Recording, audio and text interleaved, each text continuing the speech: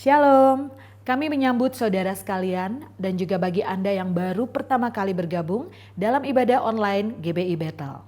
Kami berharap saudara sekalian dalam keadaan yang sehat dan dalam lindungan Tuhan.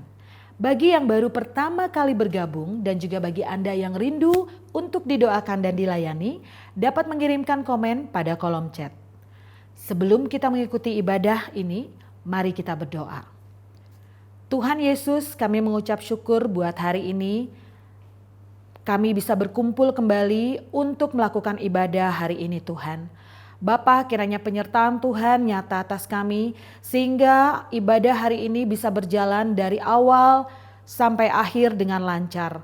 Dan nama-Mu Tuhan yang kami permuliakan di sepanjang nafas kehidupan kami. Terima kasih ya Bapa, di dalam nama-Mu Tuhan kami berdoa dan mengucap syukur. Haleluya, amin. Selamat beribadah, Tuhan Yesus memberkati. Kita ada semua berkat kemurahan Tuhan. Kami bersyukur Tuhan atas kasih-Mu dalam hidup kami. Engkau Allah yang baik, kasih-Mu tetap sama, dulu sekarang sampai selama-lamanya. Kami buka hati kami Tuhan, kami rindu memuji dan menyembah-Mu dengan segenap hati kami. Bertahtalah Tuhan atas pujian kami.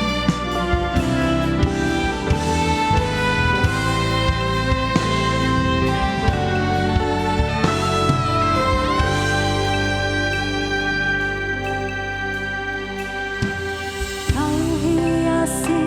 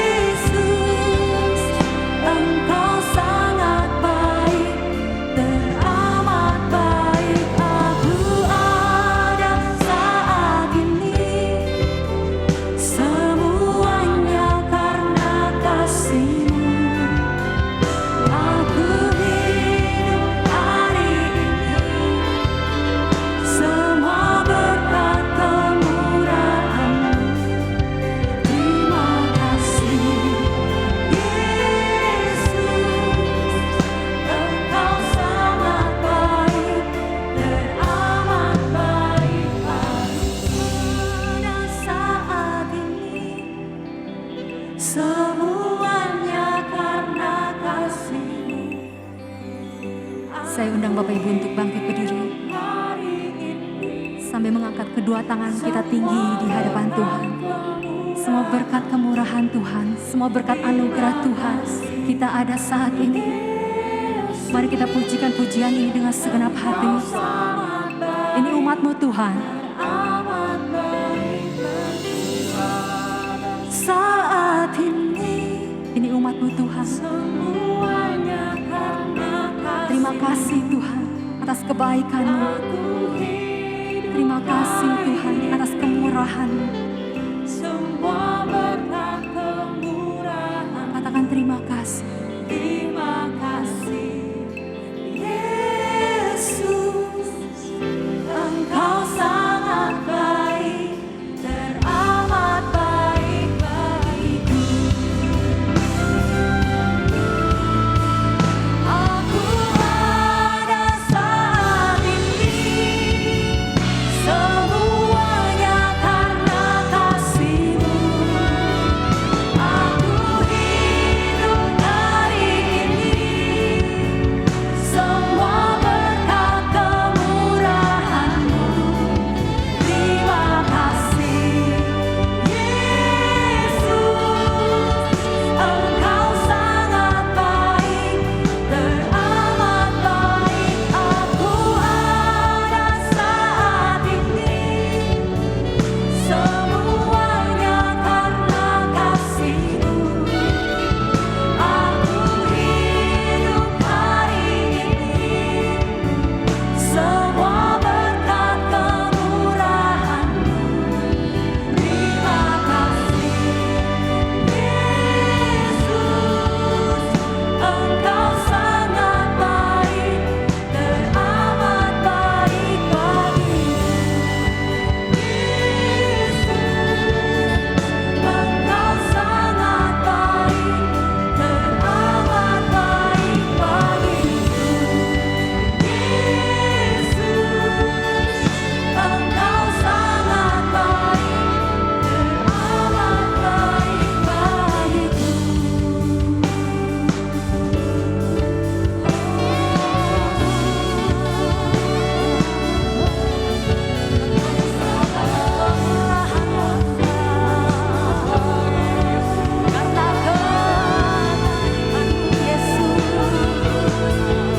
Mari kita akan sembah Dia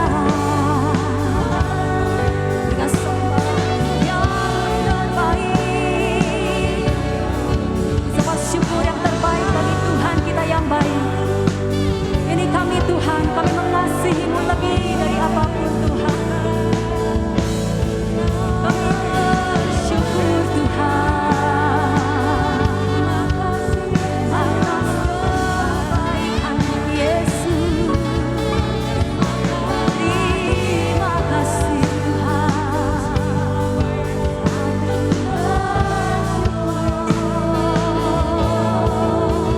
Kau layak kami sembah, Kau layak kami tinggikan. Tidak ada Allah yang lain selain Engkau Tuhan Yesus. Kau terlebih dahulu mengasihi kami Tuhan. Terima kasih. Segala kemuliaan kami bersyukur Tuhan. Segala pujian, segala hormat bagi Engkau. Kami mengangkat kedua tangan kami tinggi di hadapan-Mu. Engkau Allah yang layak kami puji dan sembah Tuhan. Tidak ada Allah yang lain selain Engkau Tuhan Yesus. Oh, praise the name of the Lord our God. Oh, praise His name forevermore. For endless days we will sing Your praise, oh Lord our God. Ini umat-Mu Tuhan, kami nyatakan, oh praise the name of the Lord our God. Kami mengangkat tinggi tangan kami di hadapan Engkau Tuhan. Ini pengakuan kami Tuhan, selamanya kami menyembah Engkau. We will sing Your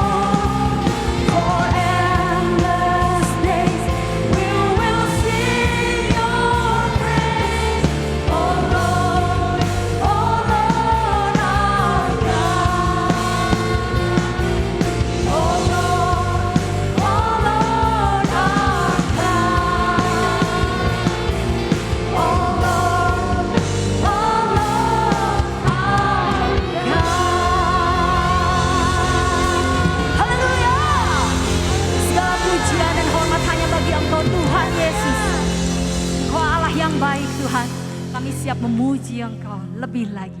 Hanya di dalam nama Tuhan Yesus. Sama-sama katakan. Amin. Berapa banyak yang percaya Tuhan kita sungguh baik. Boleh lambaikan tanganmu tinggi di hadapan Tuhan. Kami akan menari bagi Engkau Tuhan. Kami akan bersuka cita karena kebaikan Tuhan dalam hidup kami.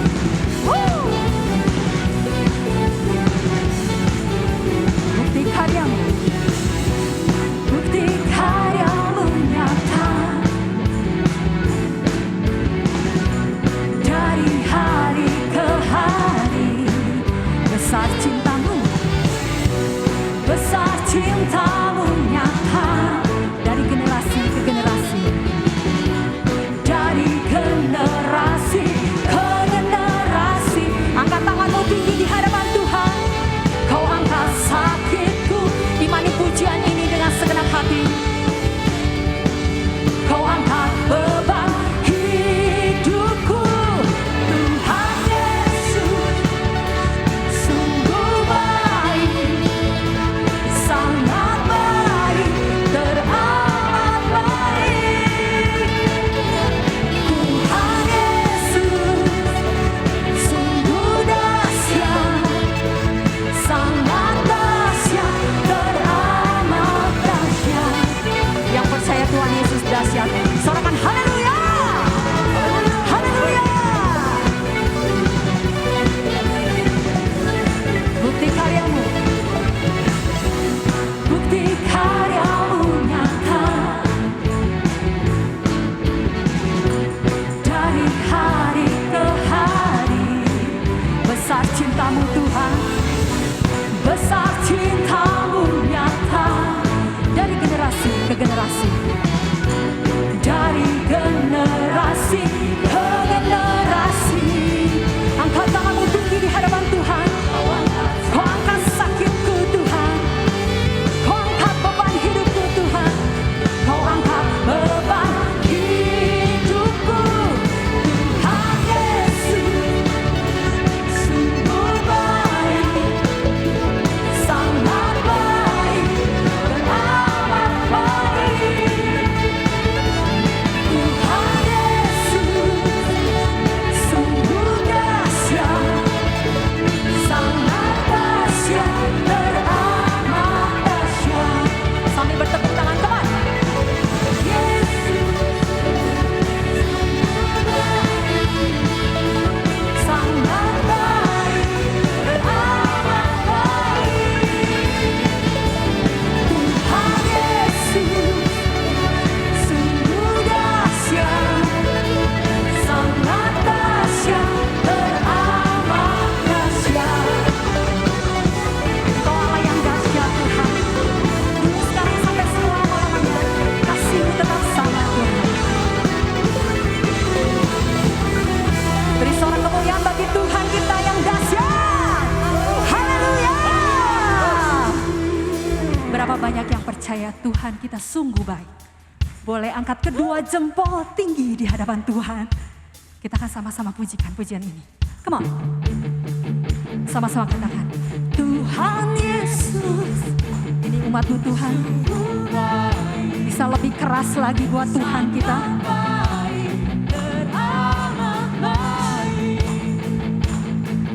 Tuhan Yesus sungguh dahsyat, sangat dahsyat. Sekali lagi katakan dengan iman kita.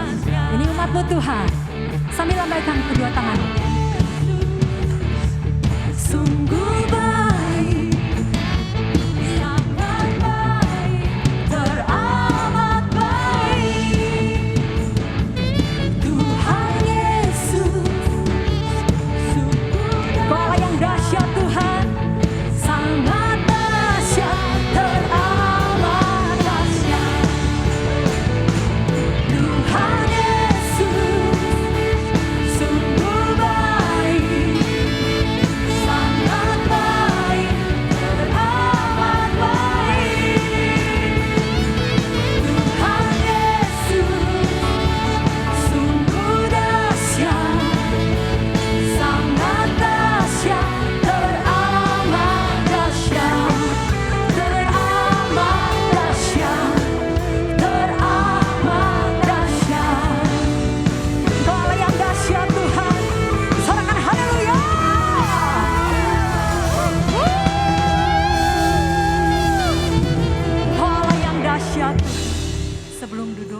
kita akan beri tepuk tangan yang lebih dahsyat lagi buat Tuhan kita yang dahsyat. Saya persilakan saudara untuk duduk kembali. Terima kasih Tuhan atas sukacita.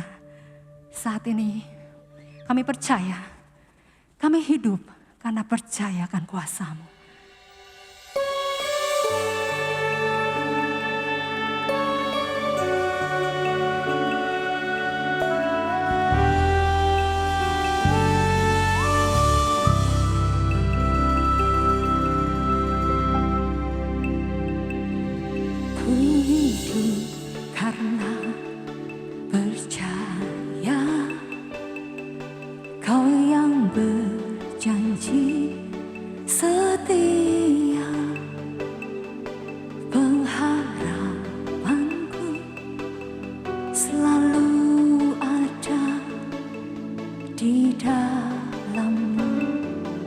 Imani pujian ini sama-sama. Ku tidak akan menyerah meski dalam kesesakan, seluruh hidupku dalam genggaman-Mu.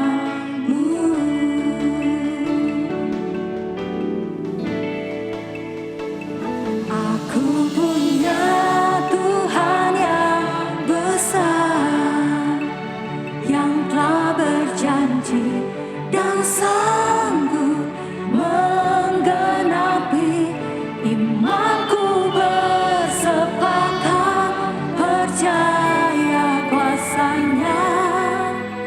Ku terima sekarang kemenangan dari-Mu.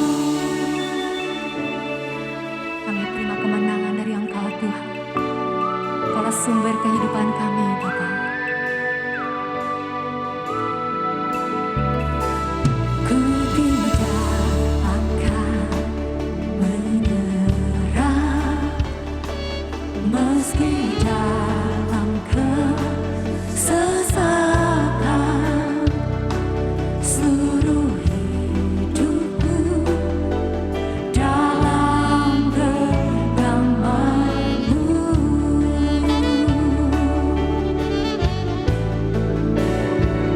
Aku punya Tuhan yang besar, yang telah berjanji dan sanggup menggenapi imanku, bersepakat percaya kuasa-Nya. Ku terima sekarang kemenangan dari-Mu.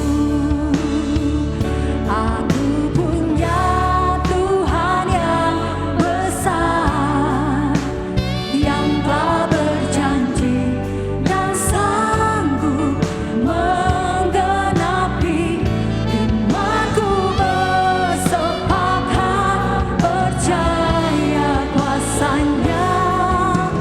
Ku terima sekarang kemenangan dari-Mu. Aku punya. Saya undang Bapak Ibu untuk bangkit berdiri sambil mengangkat kedua tangan kita tinggi di hadapan Tuhan. Imani pujian ini Bapak Ibu, Dia Allah yang sanggup. Imanku bersepakat percaya kuasa-Nya.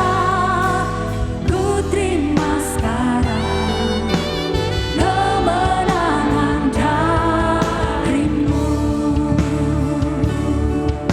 Kami pasti terima kemenangan dari Engkau Tuhan. Kami percaya Tuhan, saat kami menyembah-Mu, kuasa-Mu turun atas hidup kami. Mari kita akan sembah Dia. Pujian hanya bagi Yesus, Allah yang layak kami sembah. Tiada Allah yang lain selain Kau Tuhan Yesus. Kami puji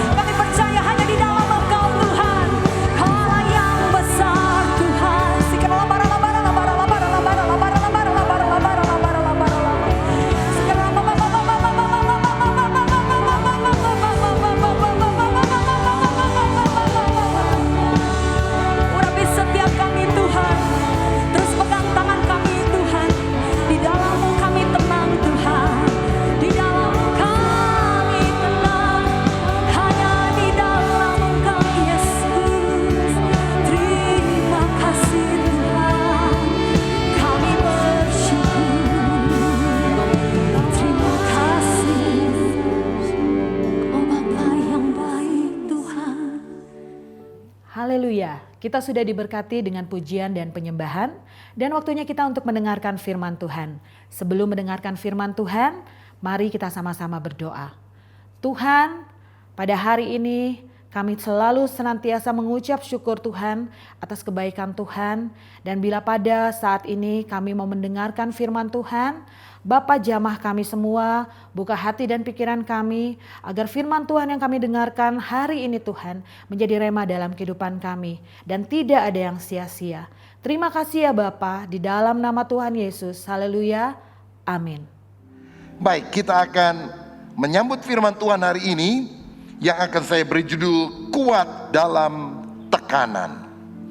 Saudara, kita sedang berada pada masa yang sukar. Pandemi COVID-19 ini menyebabkan krisis kesehatan, krisis ekonomi, bahkan krisis yang lain. Dalam situasi sulit ini ada banyak orang stres. Angka perceraian meningkat, kekerasan dalam rumah tangga pun bertambah. Bahkan tidak jarang orang kemudian mengambil jalan pintas, bunuh diri karena mereka merasa beban terlalu berat. Nah, dalam situasi seperti ini, bagaimanakah kita bisa memiliki iman yang kuat, iman yang teguh, supaya kita bisa berkemenangan di tengah kesulitan?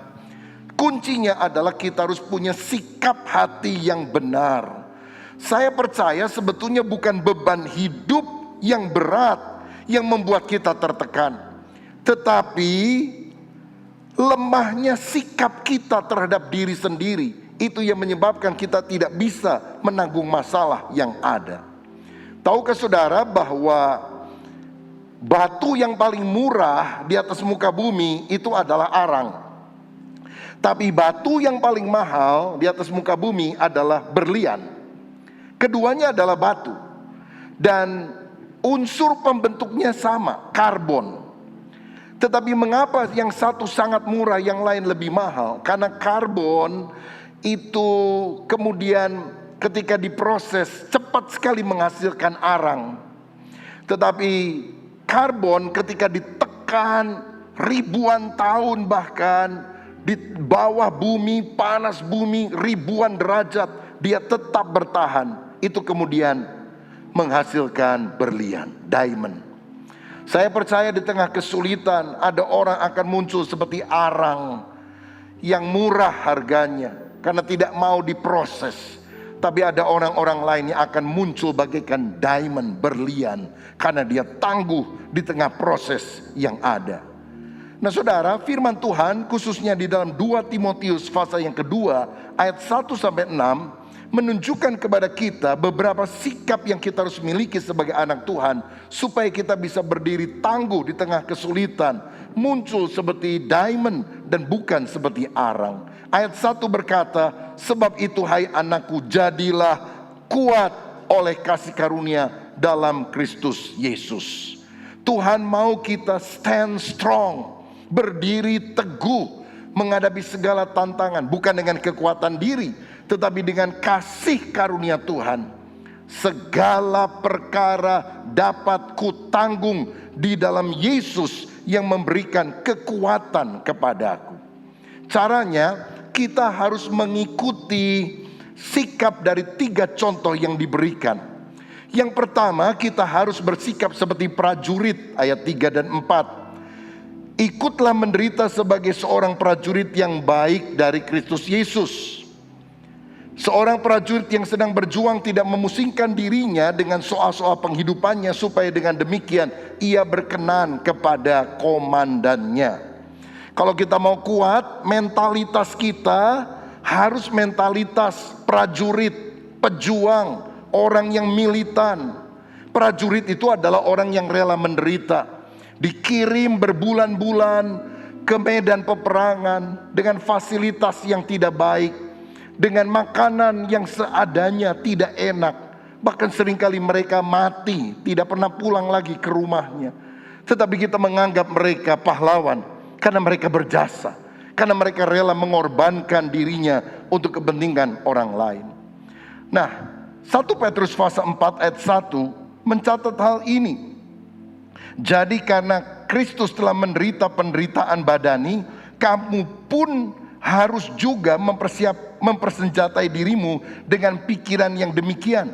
Karena barang siapa telah menderita penderitaan badani, ia telah berhenti berbuat dosa. Kalau Kristus rela menderita bahkan mati di kayu salib, sebagai pengikut Kristus kita jangan hanya pikir mau enak, mau nyaman. Kita harus mempersenjatai diri dengan pikiran yang sedemikian. Lihat para murid Yesus, para rasul, kebanyakan martir, mati syahid. Petrus mati dengan cara disalib, kepala di bawah, kaki di atas. Paulus dipancung pada masa Kaisar Nero memerintah. Saudara sekalian, kita tentu tidak cari masalah seperti itu, tetapi kita harus rela menderita karena kebenaran. Kenapa banyak orang Kristen sekarang tidak militan? Karena persepsi hidupnya, konsepnya adalah hedonisme. Ikut Yesus saya pasti senang, Yesus puaskanku, Dia menyukakan aku, doaku selalu dikabulkan, saya jadi tambah kaya. Dan ini adalah sesuatu sikap yang keliru, membuat kita jadi orang yang cengeng, yang lemah. Saya percaya seorang murid Kristus harus rela memikul salib, menderita karena kebenaran. Menderita bukan karena nipu orang, menderita bukan karena kita berbuat jahat kepada orang lain, tapi menderita ketika kita jalan lurus dan ada orang merugikan kita. Sebetulnya kita bersikap sebagai seorang prajurit. Prajurit sejati juga fokus pada perintah komandannya. Dia tidak dipusingkan dengan penghidupan sehari-hari, karena dia yakin ketika dia disuruh perang, kebutuhan istri dan anak-anak yang di rumah disupport oleh negara.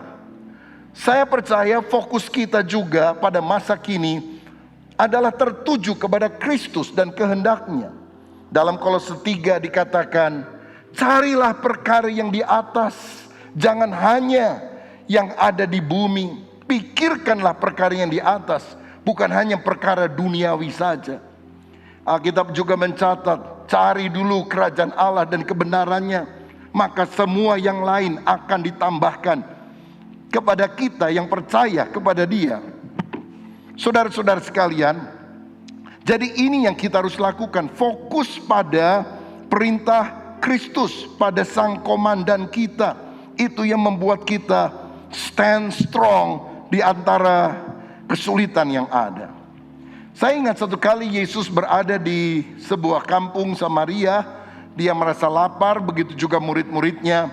Lalu murid-murid disuruh membeli makanan ke dalam kampung itu. Dan Yesus duduk di pinggir perigi Yakub. Tiba-tiba datanglah seorang wanita mau menimba air pada waktu siang. Terjadilah dialog yang intinya wanita itu bertobat karena percaya bahwa Yesus adalah Mesias. Dan ketika para murid datang membawa makanan, dalam Yohanes 4 ayat 34, Yesus berkata, makananku ialah melakukan kehendak Dia yang mengutus aku dan menyelesaikan pekerjaannya. Aku memiliki makanan yang tidak kamu kenal. Yang dicari oleh Yesus bukan hanya makanan jasmani, tetapi bagaimana Dia mengerti isi hati Bapa Surgawi dan melakukannya. Kita ini kerja banting tulang peras keringat, cari apa? Cari makan, saudara-saudara. Dan tiap hari kita mikirin makan pagi apa, siang apa, malam apa. Belum mamiri makanan dan minuman ringan, saudara-saudara. Tetapi Yesus pikirannya tidak tertuju kepada makanan. Dia tertuju pada kehendak Bapa. Dan kalau kita punya sikap seperti itu, kita akan kuat di tengah tantangan. Misalnya, pada masa pandemi ini, banyak orang berpikir, aduh kenapa ya Tuhan mengizinkan COVID-19 terjadi, mengganggu aktivitas saya nggak bisa bepergian kemana-mana. Lagi pula usaha saya makin melorot, keuntungannya tidak seperti tahun-tahun yang lalu. Ataukah pada masa ini kita berpikir, kenapa Tuhan mengizinkan ini dalam kedaulatannya? Lalu kita mulai meminta hikmah Tuhan, dan Tuhan mungkin menyadarkan kita ini manusia yang sangat rentan dan terbatas, sehingga kita harus selalu bergantung dan mengandalkan Allah. Kita juga bisa mendapatkan hikmah. Mungkin ini adalah waktu istirahat, di mana kita harus mempunyai lebih banyak waktu ada di rumah, untuk bercengkrama dengan keluarga, untuk memberikan lebih banyak waktu untuk Tuhan. Mungkin kita juga dalam situasi ini bisa menangkap rencana Tuhan. Ada banyak orang-orang takut mati, takut kena COVID, takut bisa nggak membiayai kehidupannya sehari-hari.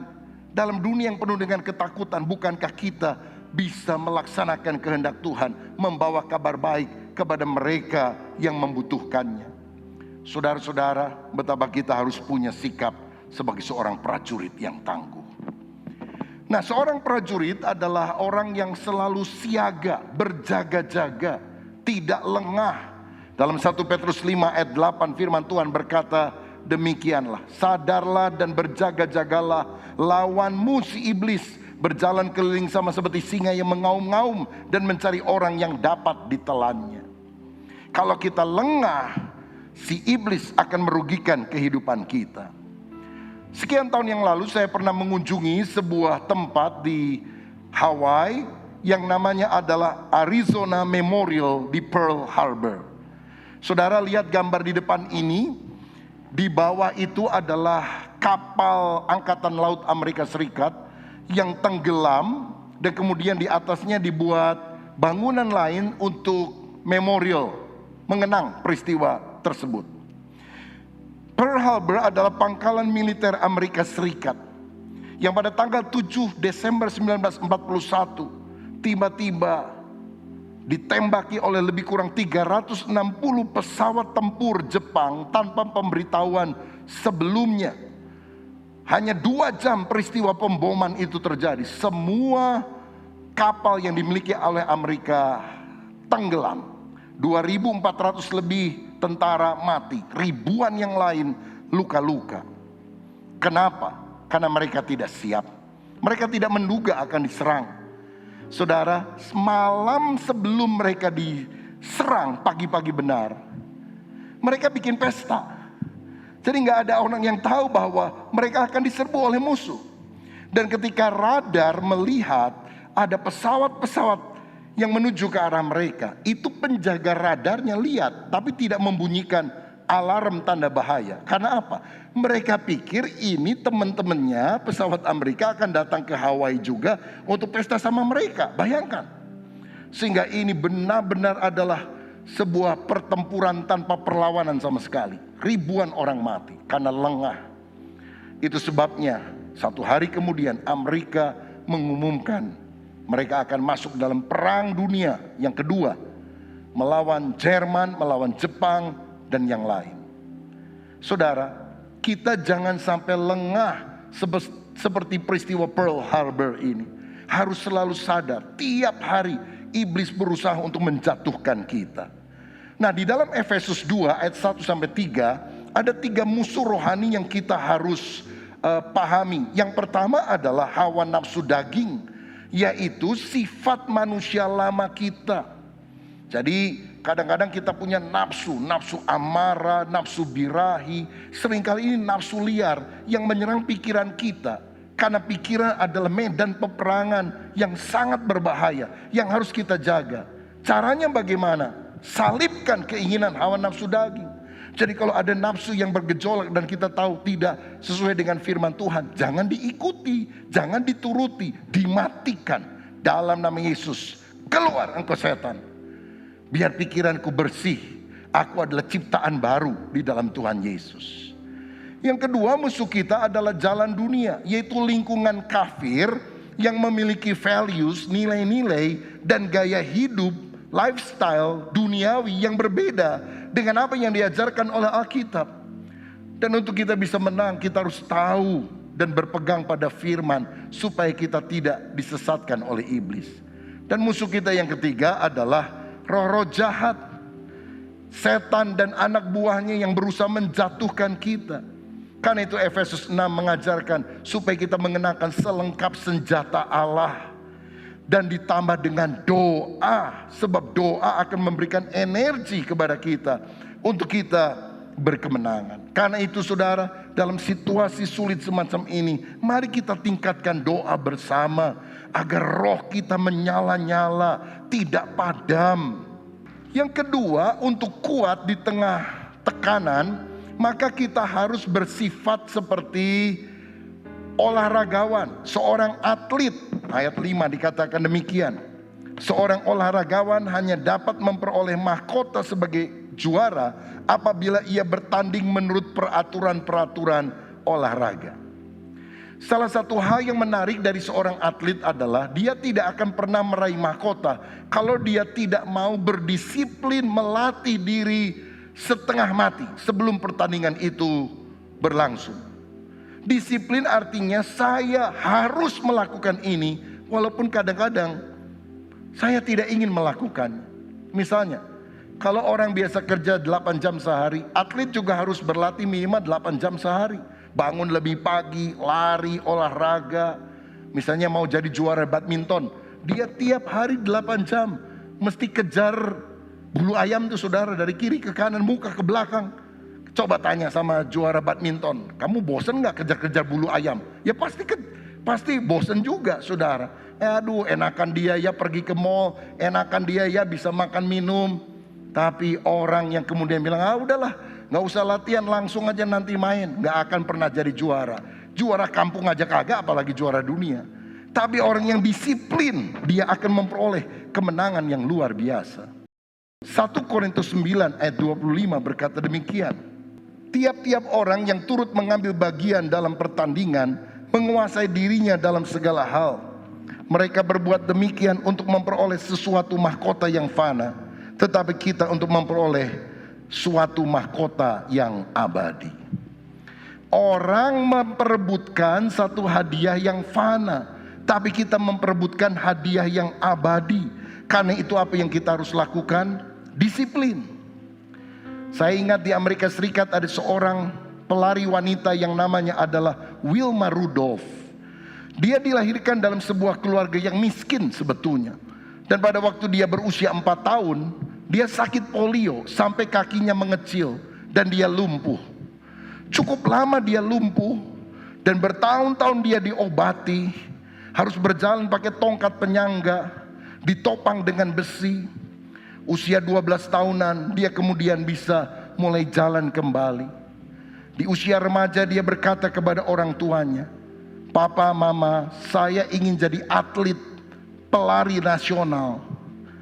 Orang tuanya pikir, gimana bisa, anakku hampir gak bisa jalan sama sekali, polio kok mau jadi atlet. Tapi orang tuanya membesarkan dia. Kamu gak akan pernah tahu hasilnya kalau kamu gak mencoba. Coba saja. Dia belajar lari saudara. Satu kali dia mengikuti pertandingan lari antar kampung, jadi juara 1 dari belakang saudara. Tetapi orang tuanya berkata, jangan kecewa nak, setidaknya kamu sudah mencoba. Coba lagi. Dan dia belajar lagi. Akhirnya dibimbing oleh seorang pelatih yang luar biasa. Tahun 1960, Wilma Rudolph mewakili Amerika Serikat dalam lomba lari jarak dekat. 100 meter, 200 meter, dan 400 meter. Dan dia menyabet 3 medali emas dalam olimpiade tersebut. Saudara-saudara, yang menarik adalah yang jadi juara dunia lari adalah orang yang pernah lumpuh, tapi dia tidak pernah menyerah. Dia berdisiplin sampai akhirnya dia memperoleh kemenangan. Dalam 1 Timotius 4 ayat yang ke-8 firman Tuhan berkata demikian. Latihan badani terbatas gunanya, tetapi ibadah itu berguna dalam segala hal, karena mengandung janji baik untuk hidup ini maupun untuk hidup yang akan datang. Saya heran kalau melihat ada orang yang bisa disiplin dirinya, lari 1 jam setiap hari, goes 1 jam setiap hari, tapi tidak bisa disiplin untuk berdoa, membaca firman, menyelidiki perkara-perkara rohani 1 jam sehari. Bagaimana roh kita bisa kuat kalau kita tidak pernah memberi makan untuk manusia roh, inner man di dalam hidup kita? Olahraga ada gunanya tapi terbatas. Ibadah itu lebih berguna karena memiliki nilai yang kekal. Jangan cuma bisa olahraga, tapi olah roh. Apakah saudara tiap hari berdoa, membaca firman? Olah roh ibadah dengan setia. Olah roh melayani Tuhan dalam suka maupun duka. Dan salah satu hal yang penting adalah mari setiap keluarga punya mesbah doa keluarga, di mana suami, istri, orang tua dan anak kumpul entah seminggu sekali atau terserah saudara bisa kapan sesuai dengan komitmen untuk saling mendoakan, membaca firman singkat dan saling menguatkan. Jaga stamina rohani kita, karena kita adalah atlet di hadapan Tuhan. Seorang atlet harus disiplin, termasuk atlet rohani, disiplin rohaninya. Dan Alkitab berkata, dia hanya bisa memperoleh mahkota sebagai juara kalau dia mengikuti atau taat kepada aturan pertandingan yang telah ditetapkan. Lagi 17 Agustusan itu ada anak-anak kecil lomba makan kerupuk, saudara sekalian. Tiba-tiba karena ada anak kecil satu gak habis-habis kerupuknya, dia ambil tuh kerupuk, dia masukin mulutnya. Diskualifikasi, gak boleh. Nah saya baca ada seorang pesepeda, zaman sekarang kan orang suka goes nih. Mereka tentu akan kenal namanya Lance Armstrong. Dia adalah juara 7 kali dari lomba sepeda yang sangat bergengsi, Tour de France, lomba sepeda di Perancis. Dia juara 7 kali, Lance Armstrong. Tetapi tahun 2012 seluruh gelarnya dicabut, medalinya diambil, dan kemudian dia tidak diakui sebagai juara karena kedapatan menggunakan doping. Dia didiskualifikasi, dan yang lebih parah lagi, dibuat aturan Lance Armstrong tidak boleh lagi ikut lomba sepeda. Berapa tahun? Seumur hidup. Karena apa? Dia tidak mengikuti aturan yang ada. Saudara sekalian, kita ingin agar akhir hidup kita finishing well, berakhir dengan baik, kalau kita selalu mengikuti aturan firman Tuhan. Yosua 1 ayat 8 berkata, jangan engkau lupa memperkatakan kitab Taurat ini, tapi renungkan itu siang dan malam, supaya engkau bertindak hati-hati sesuai dengan segala yang tertulis di dalamnya. Sebab dengan demikian perjalananmu akan berhasil dan engkau akan beruntung. Orang yang berhasil beruntung memperoleh mahkota dalam kejuaraan adalah orang yang tetap taat akan kebenaran firman Tuhan. Yang ketiga, bagaimana supaya kita kuat di tengah tekanan? Jadi seperti prajurit militan, rela menderita, taat kepada perintah komandan agung Tuhan Yesus. Jadi seperti atlet yang punya disiplin diri yang kuat dan hidup sesuai dengan aturan pertandingan sehingga tidak didiskualifikasi. Dan yang terakhir, kita harus menjadi seperti petani. Ayat 6, seorang petani yang bekerja keras haruslah yang pertama menikmati hasil usahanya. Saudara, kita harus jadi orang yang kerja keras, ulet sampai berhasil. Situasinya memang sulit, tapi jangan pernah kendor. Kalau saudara punya usaha, saudara mesti kerja keras, kerja cerdas. Kalau saudara punya toko, sekarang mesti tambah toko online supaya saudara bisa memperkembangkan diri. Jangan tunda sampai nanti. Aduh, caranya gimana ya? Tanya sama anak-anak muda, pasti lebih bisa. Kerja keras, kerja cerdas, dan orang yang ulet gigih, dia pasti akan berhasil. Saya membaca kisah beberapa orang yang sukses dalam hidup karena kerja keras. Ada seorang yang kerja di Hong Kong sebagai buruh bangunan. Kemudian dia pernah kerja sebagai penjaga restoran. Gaji sangat kecil, tapi dia punya kerinduan, cita-cita jadi aktor. Dia coba melamar, berkali-kali ditolak. Sampai akhirnya dikasih kesempatan jadi pemain figuran. Cukup bagus aktingnya. Sekarang ini sudah lebih dari 50 film dibintanginya. Box office dunia. Nama orang ini adalah Jackie Chan. Dan dia kaya raya sebagai aktor. Kerja keras harus dikerjakan. Ada orang lain di Amerika Serikat yang saya juga baca kisah hidupnya. Juga pernah jadi kuli bangunan, pernah jadi tukang parkir, kerja lagi sebagai agen asuransi. Dia juga pernah menjadi petugas pemadam kebakaran. Saudara sekalian, sulit hidupnya, tapi dia tetap ulet. Usia 60-an, dia meracik sebuah resep, kemudian dia jual ayam goreng fried chicken yang kemudian menjadi ternama Kentucky Fried Chicken. Orang ini adalah Colonel Sanders. Suksesnya setelah tua karena apa? Kerja keras, ulet. Saya yakin kalau kita sungguh-sungguh pada masa ini tidak menyerah tapi kerja keras, selalu ada berkat yang Tuhan siapkan bagi kita. Seorang petani juga harus sadar, dia harus tetap menabur, karena kalau dia tidak menabur, dia tidak akan menuai. Petani yang berhenti menabur akan berhenti menuai. Justru pada masa sulit ini kita harus tetap menabur, seperti Ishak menabur pada masa kering, dan Tuhan memberkati sehingga dia mendapatkan keuntungan 100 kali lipat ganda. Ingat rumus ini, petani yang berhenti menabur akan berhenti menuai. Kalau saudara dan saya ingin tetap menuai, panen hal-hal yang baik, tetap kita harus menabur. Galatia 6 ayat 9 berkata, janganlah kita jemu-jemu berbuat baik, karena apabila sudah datang waktunya kita akan menuai jika kita tidak menjadi lelah. Banyak orang-orang kurang beruntung di sekitar kita hari-hari ini. Mari kita tetap menabur. Tangan di atas lebih mulia dari tangan yang di bawah. Dan percayalah kalau kita menabur kebaikan, satu kali kita akan menuai kebaikan. Kitab Mazmur berkata, siapa yang menabur dengan mencucurkan air mata, dia akan menuai dengan bersorak-sorai. Hari-hari ini mari kita taburkan kebajikan, taburkan benih Injil kepada orang lain. Musim panen akan tiba. Kita akan panen kebaikan Tuhan. Kita akan panen jiwa-jiwa yang kita selamatkan. Karena itulah ciri seorang petani. Tangguh, punya kegigihan, hupomone, ketekunan di dalam segala perkara. Jangan cengeng, jangan gampang menyerah. Percaya di dalam ketekunan, keuletan. Satu kali ada panen besar yang kita akan terima.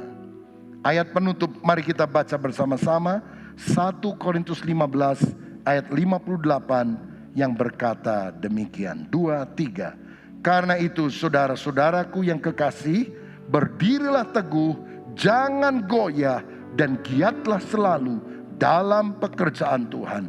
Sebab kamu tahu bahwa dalam persekutuan dengan Tuhan, jerih payahmu tidak sia-sia. Ayo saudaraku, berdiri teguh, jangan goyah, giat selalu dalam pekerjaan Tuhan. Ayo giat melayani kembali, jangan hanya bersembunyi, kembali di dalam pelayanan. Saya dorong saudara mulai melayani rekan-rekan yang lain.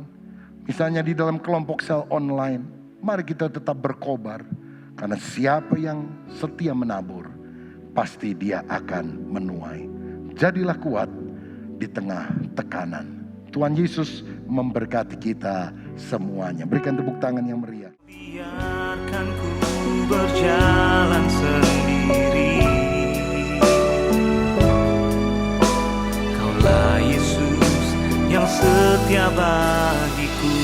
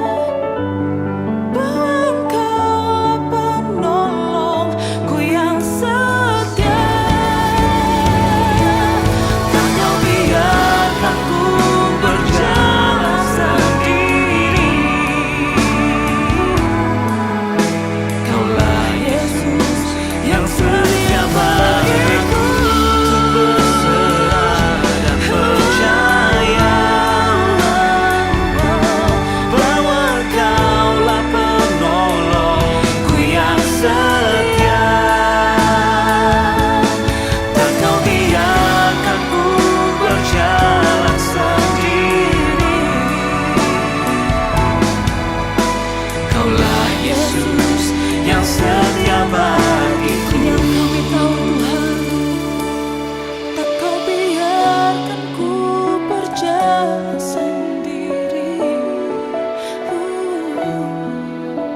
Kaulah Yesus yang setia bagiku. Kaulah Yesus yang setia bagiku. Kaulah Yesus yang setia bagiku. Mari berikan tepuk tangan yang terbaik buat penolong kita yang setia.